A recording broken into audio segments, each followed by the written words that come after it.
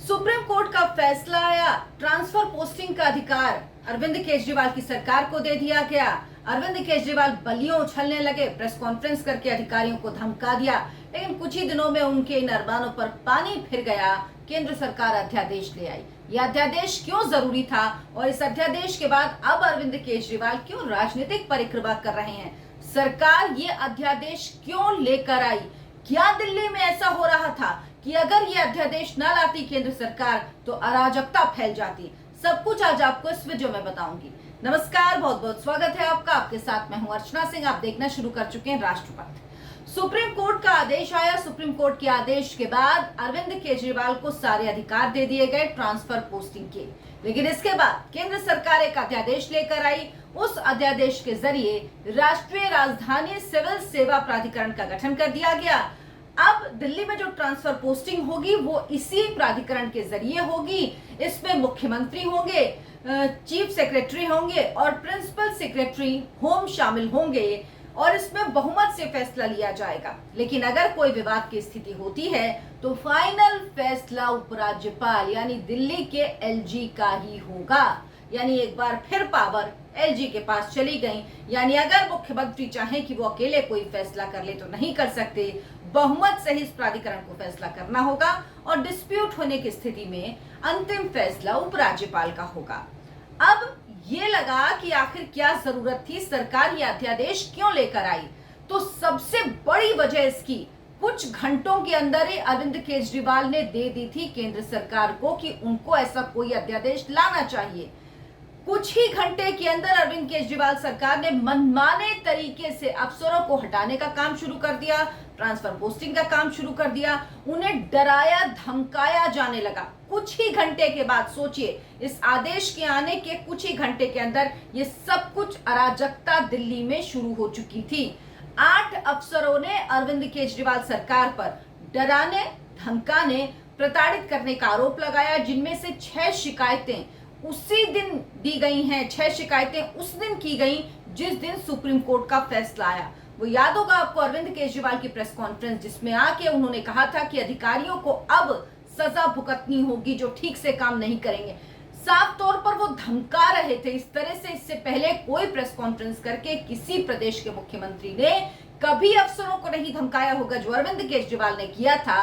और वो एक बहुत बड़ा, कह लीजिए, सिग्नल था केंद्र सरकार के लिए भी कि अब अफसरों के साथ क्या व्यवहार होने जा रहा है। और अफसर भी डर गए थे, उनको भी लग रहा था कि अब उनके साथ क्या होगा, क्योंकि अरविंद केजरीवाल के एक के बाद एक भ्रष्टाचार की पोल खुल रही थी। और पोल क्यों खुल पा रही थी? क्योंकि ये जो अफसर थे ये उनके कंट्रोल में नहीं थे। अरविंद केजरीवाल को सुप्रीम कोर्ट के फैसले के बाद लगा कि अफसर अब मेरे कंट्रोल में हैं, अब मैं खूब आराम से भ्रष्टाचार करूंगा, वही अफसर मेरे साथ रहेंगे जो मेरे कहे अनुसार काम करेंगे। जाहिर सी बात है दबाव में रहेंगे और तब फाइलों को निकालना, उनसे सच बाहर निकलवा पाना इतना आसान नहीं होगा। लेकिन ऐसा कुछ हो नहीं पाया।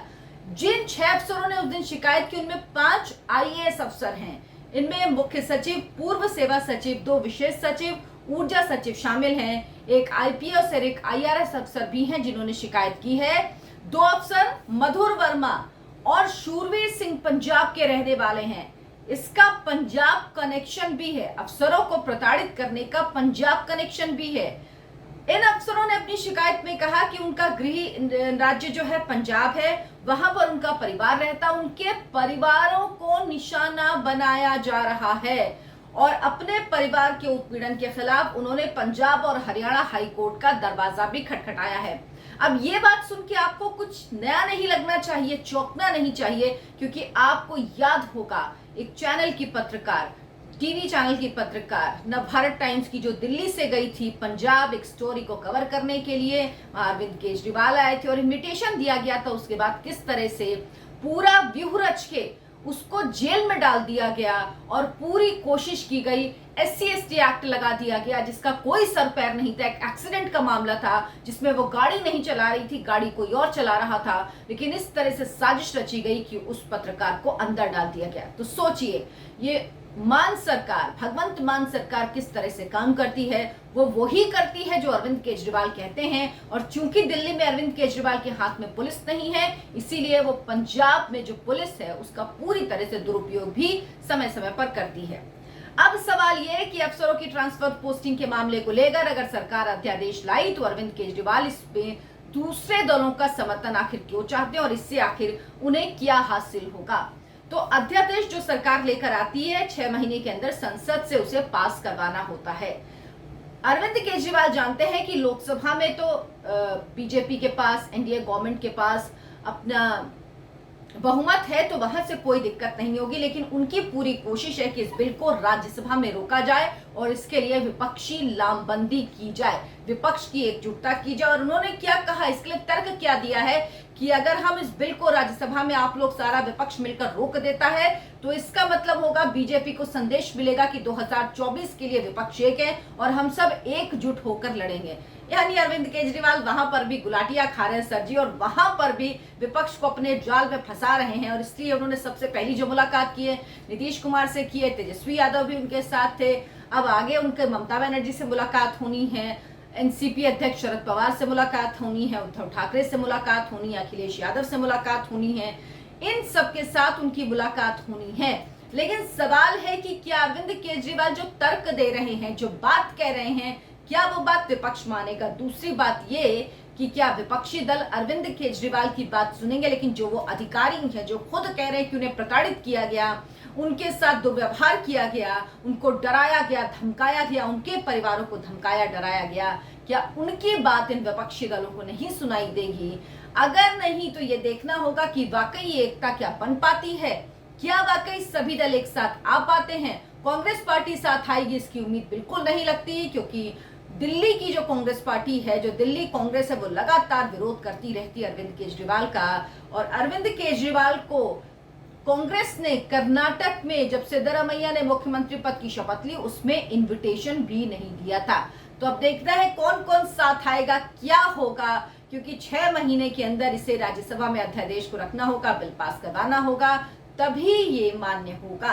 अब अरविंद केजरीवाल परेशान हैं, राजनीतिक परिक्रमा कर रहे हैं, विपक्षी नेताओं के घर घर जाकर उनसे गुजारिश कर रहे हैं, उनसे कह रहे हैं कि हम आपसे मिलने आ रहे हैं, हमारा इस मामले में समर्थन कीजिए। यानी कोर्ट की लड़ाई अब विपक्षी दलों के दर पर आई। अगर आपको मेरा कंटेंट पसंद आता हो तो वीडियो को लाइक करें, शेयर करें और मेरे चैनल को सब्सक्राइब जरूर करें। बात को आगे बढ़ाएं, ज्यादा से ज्यादा लोगों तक पहुंचाएं। नमस्कार।